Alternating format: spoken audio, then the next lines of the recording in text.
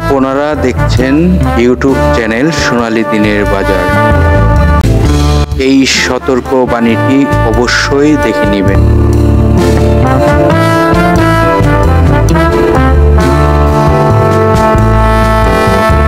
প্রিয় বিনিয়োগকারী ভাই ও বোনেরা, আজকের ভিডিওর টপিকটি আপনারা ইতিমধ্যে ফলো করেছেন।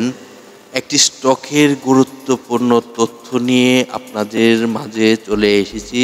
আপনারা ইতিমধ্যে ফলো করেছেন ভিডিওর টপিকটি। এই স্টকটিকে একটু সময় দিতে পারেন। এখন দেখুন, এই স্টকটি এই মুহূর্তে কেন সময় দিলে ভালো হবে সেই বিষয়টি আপনাদেরকে বোঝাবো। দেখুন, এই স্টকটির এমন কিছু তথ্য আপনাদেরকে জানানোর চেষ্টা করব যে তথ্যগুলো এই মুহূর্তে জানা প্রয়োজন আপনারা কেন জানবেন এই তথ্যগুলো অবশ্যই ধৈর্য সহকারে শুনবেন এবং ভিডিওটি না টেনে বোঝার চেষ্টা করবেন। আজকের আলোচনার যে স্টকটি, সেই স্টকটি এই মুহূর্তে বিনিয়োগ করতে পারলে এবং বিনিয়োগ করার প্ল্যানিং করলে আশা করি ভালো একটি প্রফিট করতে পারবেন। তো এই স্টকটির গুরুত্বপূর্ণ তথ্যটি আপনারা মনোযোগ দিয়ে শুনবার চেষ্টা করুন।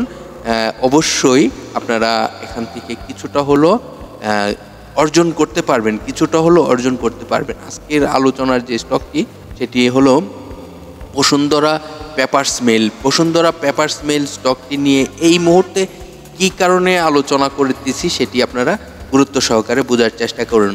এই কোম্পানিটির ন্যাব রয়েছে ৭৫ টাকা ২৮ পয়সা, যেটি সম্পদ মূল্য।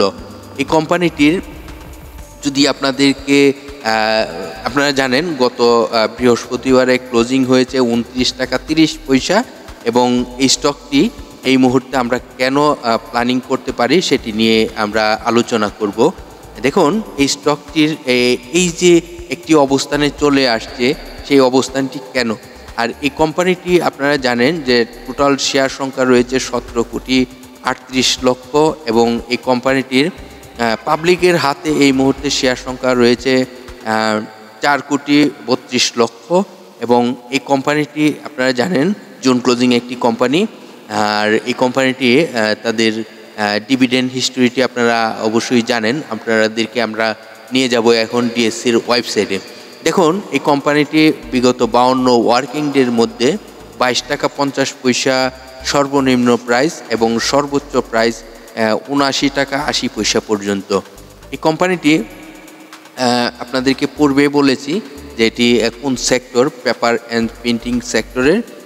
এই কোম্পানিটি আপনাদেরকে যদি ডিভিডেন্ড হিস্ট্রিটি বলার চেষ্টা করি, আপনারা জানেন ২০১৮ সালে তাদের ২০% ক্যাশ ডিভিডেন্ড দিয়েছিল, ১৯ সালে ১৫% ক্যাশ ডিভিডেন্ড দিয়েছিল, ২০ সালে 10% ক্যাশ ডিভিডেন্ড দিয়েছিল, ২১ সালে 12% ক্যাশ ডিভিডেন্ড দিয়েছিল এবং ২২ সালে 10% ক্যাশ ডিভিডেন্ড দিয়েছিল, ২৩ সালে 11% ক্যাশ ডিভিডেন্ড দিয়েছে।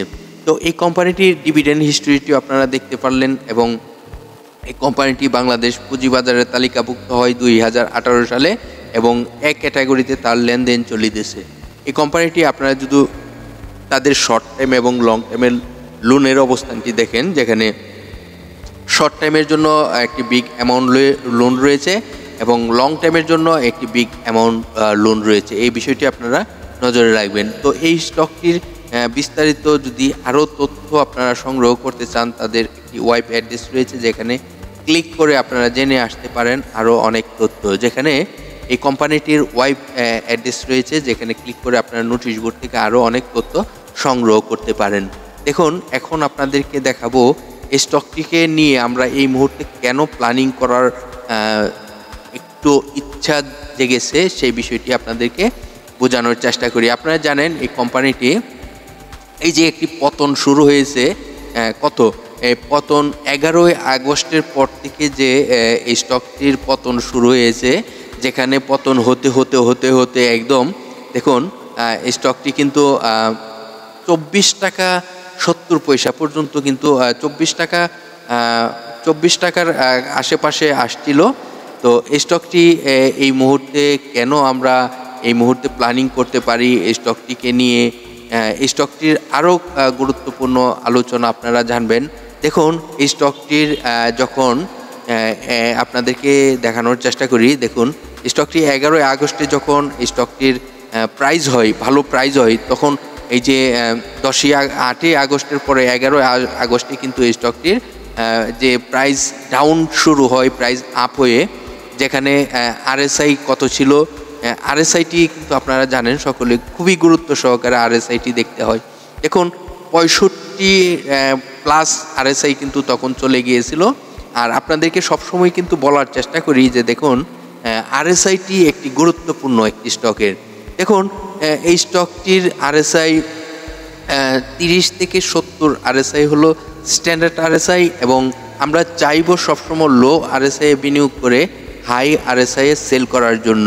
তো আমরা এই যে আরএসআই যেটি আপনাদেরকে বললাম যে 30-এর আশেপাশে আরএসআই থেকে আমরা ক্রয় করব এবং 70 আরএসআইয়ের আশেপাশে সেল করব, তখন কিন্তু আমরা এখান থেকে প্রফিট করা সহজ হয় এবং বোঝারও একটি খুব সহজ হয়।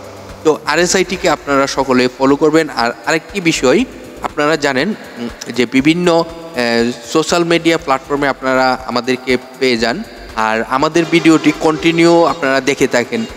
আমাদের ভিডিওর যে কোনো ভিডিওর কমেন্ট করবেন আপনাদের হাতে থাকা স্টকগুলো নিয়ে আরএসআই লেখে। যদি আরএসআই জানতে চান, আপনার হাতে থাকা স্টকের আরএসআইও যদি জানতে চান, তাহলে আমাদের যে কোনো ভিডিওর কমেন্ট করবেন আরএসআই লেখে, তাহলে আপনি জানতে পারবেন আরএসআই কত। দেখুন এই স্টকটির আরএসআই রয়েছে 43.61। আজকের আলোচনার যে স্টকটি বসুন্ধরা পেপারস মিল, এই স্টকটির আরএসআই 43.61। তো এখন বিনিয়োগযোগ্য আরএসআই, এবং এই স্টকটিতে আমরা যদি এই মুহূর্তে স্টকটিকে সময় দিতে পারি, তাহলে আশা করি এই স্টকটি থেকে ভালো প্রফিট করতে পারবো। এখন জানাবো আপনাদেরকে এই স্টকটির সাপোর্ট কোথায়। দেখুন এই স্টকটির প্রাইস কমতে কমতে এমনই একটি পজিশনে আসছে। তো এখন যদি আমরা সাপোর্টটি খোঁজার চেষ্টা করি, তাহলে বলবো যে যে প্রাইজে রয়েছে সেই প্রাইজের আশেপাশেই তার সাপোর্ট। এবং আপনারা বলতে পারেন এখন যে তাহলে এটার যদি ভালো হয় তাহলে তার রেজিস্ট্যান্স কোথায়। দেখুন এই স্টকটি যখন আমি দেখব যে মার্কেটে ইউটার্ন চলে আসছে, আমরা বুঝতেই পারবো তখন কিন্তু এই স্টকটির রেজিস্ট্যান্স কোথায় সেটি বলার চেষ্টা করি। দেখুন এই স্টকটি যদি এখান থেকে ইউটার্ন আসে, তাহলে তার রেজিস্ট্যান্স রয়েছে 45 টাকা 90 পয়সা। বুঝতেই পারতেছেন, তাহলে যখনই এই স্টকটি থেকে ইউটার্ন আসবে, তখন কিন্তু এই স্টকটি ভালো একটি প্রফিট দিতে পারবে, এবং যে প্রাইজে আসছে এই প্রাইস থেকে তার ইউটার্ন আসলে ভালো একটি প্রফিট অর্জন করা যাবে। আশা করি আপনারা আজকের স্টকটির আলোচনা খুব গুরুত্ব সহকারে বোঝার চেষ্টা করেছেন এবং বুঝতে পারছেন। এবং এই স্টকটির তথ্যগুলো আপনি যদি যে তথ্যগুলো আপনাদের মাঝে প্রকাশ করলাম, সেই তথ্যগুলো যদি আপনারা মনোযোগ দিয়ে বুঝতে পারেন এবং স্টকটিকে নিয়ে যদি অ্যানালাইসিস করতে পারেন, তাহলে কিন্তু স্টকটি থেকে আপনারা প্রফিট করতে পারবেন। আর এই স্টকটিকে খুবই গুরুত্ব সহকারে এই আলোচনাগুলো বারবার শুনবার চেষ্টা করবেন, কি বোঝাতে চাচ্ছি এবং কি আপনারা বুঝেছেন, আমাকে আবার রিপ্লাই দিয়ে সহযোগিতা করবেন। আশা করি আপনারা বিভিন্ন সোশ্যাল মিডিয়া প্ল্যাটফর্ম শেয়ার গ্রুপে যুক্ত রয়েছেন, শেয়ার করে অন্যদেরকেও শুনবার সুযোগ করে দেবেন। আজকের মতো এখানেই বিদায় নিচ্ছি, আগামীকাল আবার আলোচনা হবে। ততক্ষণ পর্যন্ত সকলে ভালো থাকেন, সুস্থ থাকেন।